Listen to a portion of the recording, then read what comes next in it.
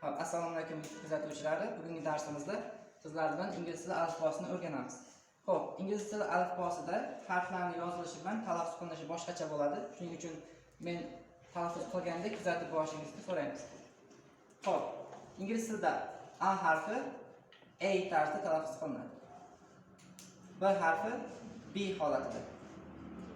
Ruscha S holati, yarim oy shaklidagi S holati C holatida tarjima qilinadi. İngliz tilida D harfi D holatida talaffuz qilinadi.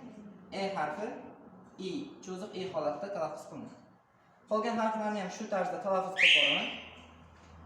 F, G, H, I, J,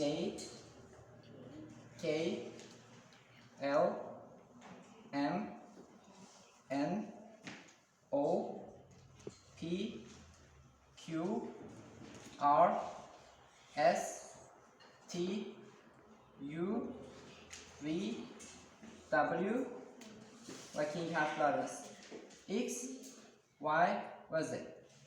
E'tibor beramiz, alifbomizdagi harflardan unlik turkumiga kiruvchi harflarimizni belgilab chiqamiz. Demak, bu harflarimiz A,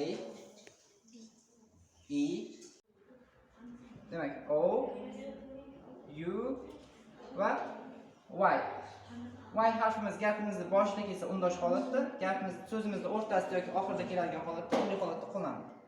Mana shu harflarni daftarga yozib o'rganishingizni maslahat beraman. Keyingi videolarimizni ham o'tkazib ko'rmaslik uchun kanalimizga obuna bo'lib qo'ying.